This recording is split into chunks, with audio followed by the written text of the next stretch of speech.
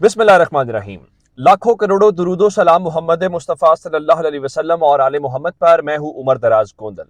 Lahore high court का फैसला आए 24 घंटे नहीं हुए और उस 24 घंटे के दौरान रात गए इस्लामाबाद के अंदर बंद कमरों में कुछ बातें और कुछ फैसले और कुछ मुतबादिल प्लान निकालने की कोशिश की गई। लेकिन अब मसला यह है कि बिल्ली के गले में घंटी कौन बांधेगा।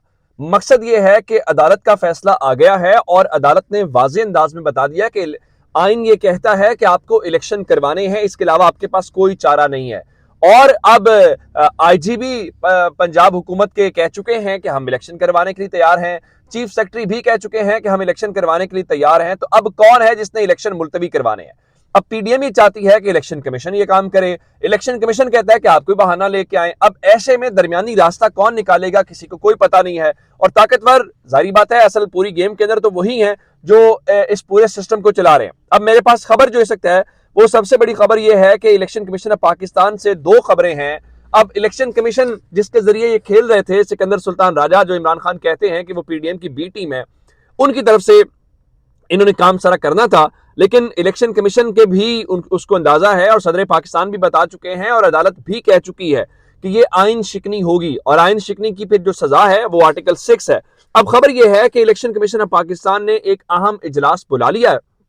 ये पहली खबर है जो 13 फरवरी को 11 बजे सुबह तलब किया गया है। और खबर यह है कि आम इंतखाबात और सूबाई असम्बली पंजाब के इनेकाद के लिए लाहौर हाई कोर्ट के फैसले के हवाले से election commission Lahore high court अदालत के फैसले को मद्देनजर रखते हुए आइंदा के लाहे अमल और उस पर अमल दरामद पर गौर करेगा। यानी अभी फिलहाल जो खबरें हैं वो यही है कि आप गौर करेंगे। बिल्कुल ठीक है, आप गौर कर लें। लेकिन अब सवाल ये पैदा होता है कि गौर के बाद क्या आपने इस फैसले के ऊपर अमल दरामद करना है या फिर आपने अदालत को इनकार करना है। तो ये असल बहुत जरूरी बात है। लेकिन इस दौरान एक और अच्छी डेवलपमेंट जो रिपोर्ट हो रही है वो ये है कि दोनों सूबों के हवाले से अब इलेक्शन कमीशन ऑफ पाकिस्तान को यह अंदाजा हो गया हुआ है कि अब मसला उनके हाथ से निकल गया हुआ है। रात को पाकिस्तान तहरीक इंसाफ ये कह रही थी मुमकिन तौर पर पंजाब के अंदर जो इलेक्शन की तारीख है वो 10 अप्रैल है और मिशवानी साहब ने रात को ट्वीट किया।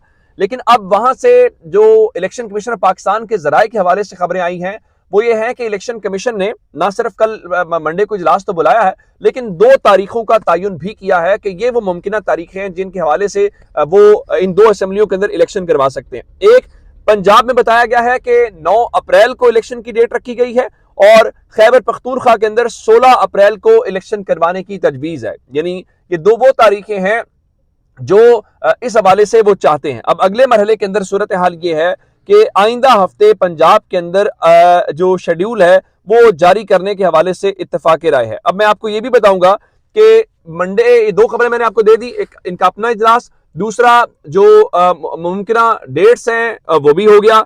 तीसरे नंबर के ऊपर एक और जो स्टेक होल्डर हैं वो जारी बात है गवर्नर्स हैं दोनों सूबों के, क्योंकि गवर्नर्स कह रहे हैं जी हमने चूंकि दस्तखत नहीं किए तो हम इस सिलसिले में ये काम नहीं कर सकते। चलिए, पंजाब के गवर्नर ने तो ये बहाना बनाया कि मैंने असेंबली डिसॉल्व करने के ऊपर दस्तखत नहीं किए।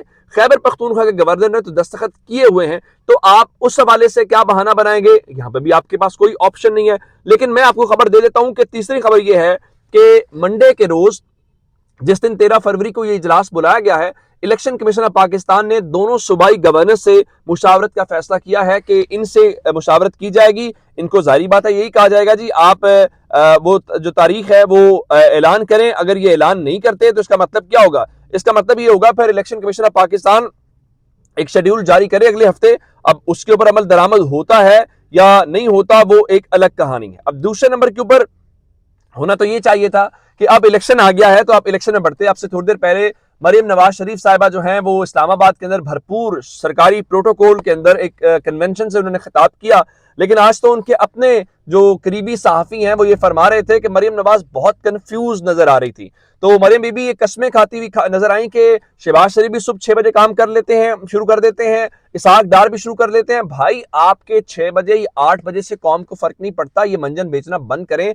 सवाल ये पैदा होता है कि पाकिस्तान के फॉरेन रिजर्व्स के अंदर क्या पड़ा हुआ है। सवाल ये पैदा होता है पाकिस्तान के अंदर डॉलर की कीमत क्या है। सवाल ये पैदा होता है पाकिस्तान में अफराते ज़र की रेशो क्या है। आप 6 बजे काम करते हैं या 12 बजे काम करते हैं, कौम को ये मंजन नहीं चाहिए। फिर उन्होंने फरमाया कि नून लीग इलेक्शन से नहीं डरती और नून लीग जो है वो मैदान में आ चुकी है। आप इलेक्शन की तैयारियां करिए। अगर आप नहीं डरते तो पंजाब के गवर्नर बलीगुर रहमान को कहें कि पंजाब के इलेक्शन की तारीख तय। ये मरियम नवाज शरीफ ही कहती थी, राना सनाउल्लाह कहते थे कि आपको इलेक्शन चाहिए, बड़ा आसान सा तरीका है, पंजाब खैबर पख्तूनख्वा की असेंबली डिसॉल्व कर दें, आपको इलेक्शन मिल जाएगा। अब उन्होंने असेंबली कर दिया डिसॉल्व, लेकिन आपको वहां पे ये काम नहीं हो रहा। दूसरा, मरियम नवाज शरीफ साहब ने फरमाया जो पिछली हुकूमत थी उन्होंने बड़ी सियासी इंतकामी कार्रवाइयां की। अब जरा अगली खबर सुन लीजिए कि ऑडियो लीक वाला एक मामला है जो IMF की डील के हवाले से शौकत तरीन का और पंजाब के और खैबर पख्तूनख्वा के जो वुज़रा हैं उनके दरमियान एक बातचीत हुई थी।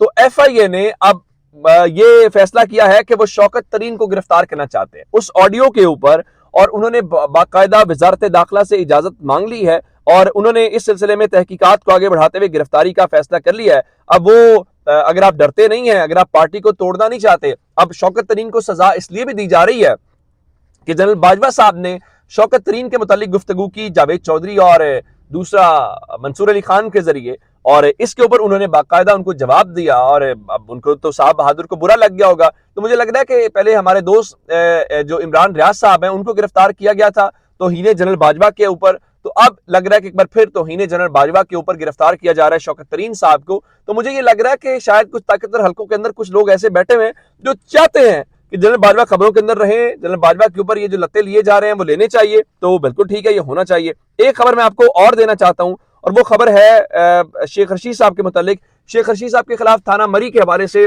कार्य सरकार में मुदाखलत का एक मुकदमा दर्ज किया गया था। आज उनकी जो जमानत है वो मंजूर हो गई है। तो शेख रशीद साहब अब एक तो वो कह रहे हैं मैं जेल से इलेक्शन लड़ूंगा, अच्छी बात है जी, वो जेल से इलेक्शन लड़े, लेकिन अभी उनके 2 मुकदमात बाकी हैं। एक वो जिसके ऊपर तौहीने बिलावल और तौहीने जरदारी का केस है, उसके अंदर उनकी जमानत रहती है। फिर उन्होंने इस्लामाबाद हाई कोर्ट से रुजू किया, फिर कराची के अंदर जो थाना मोचको के अंदर मुकदमा दर्ज किया गया उस हवाले से। अब जरा अगली खबर सुन लीजिए। अगली खबर है जनाब अली शहबाज गिल साहब। शहबाज गिल साहब जेर अताब है आजकल, टीवी पे भी उनको नहीं दिखाया जाता, इवन तहरीक इंसाफ पर भी उनसे कन्नी कतराते हैं। तो आज उनके ऊपर केस था जिसमें अमाद यूसुफ जो है ARY वाले वो भी हैं, और बगावत पे उकसाने का केस है जो टीवी पे बैठ के उन्होंने गुफ्तगू की थी। तो शहबाज गिल की आज जो बरियत की दरखास्त है वो मुस्तरद कर दी गई है और अब उनके ऊपर फर्द जुर्म आयद करने का फैसला किया गया है। खबर यह है कि 27 फरवरी को उनको चार्ज कर दिया जाएगा, जिसके बाद अब बाकायदा तौर पे उनका ट्रायल शुरू हो जाएगा। शहबाज गिल तो कह चुके हैं जनाब कि देखें अब उनका बनता नहीं है और अब वो चाहते ये हैं कि उनको फांसी दी जाए और फांसी से कम सजा वो लेने के ऊपर तैयार नहीं है। तो मेरा ख्याल है अगर उनकी ख्वाहिश है तो किसी की क्या कहते हैं कि वो अना की तस्कीन भी हो जाएगी, तो उनको फांसी जो है वो दे दी जाए, ताकि शहबाज गिल क्या, शहबाज गिल की नस्लें या शहबाज गिल क्या पाकिस्तान के अंदर कोई भी आइंदा किसी जनरल के मुतालिक या किसी ऐसी शख्सियत के मुतालिक गुफ्तगू ना कर सके। दूसरी खबर मैं आपको देना चाहता हूं, चूंकि जनरल्स की बात हुई तो पाकिस्तान के आर्मी चीफ गए हुए थे लंदन, फिर खबरें आई वो अमेरिका गए, जिसके ISPR ने तरदीद कर दी कि वो नहीं गए। बहुत सारी खबरें थी।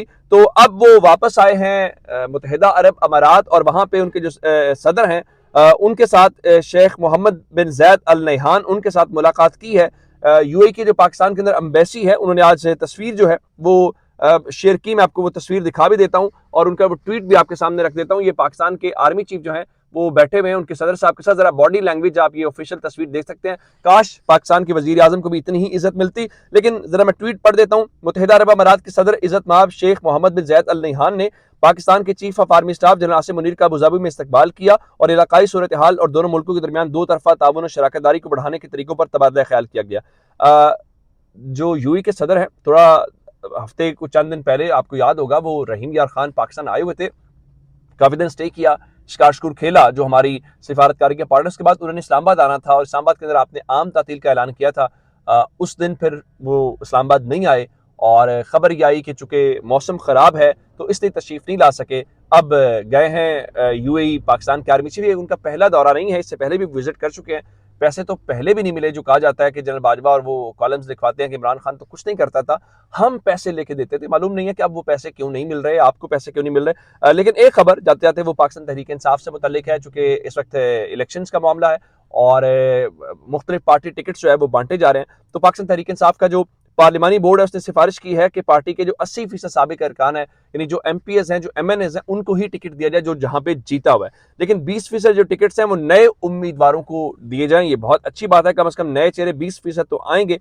और जो इसमें तहरीक इंसाफ के टिकट होल्डर्स या पुराने कारकुन हैं, देरीना कारकुन, उनको ज्यादा अकोमोडेट किया जाए। अपना बहुत सारा ख्याल रखिएगा। खुदा हाफिज।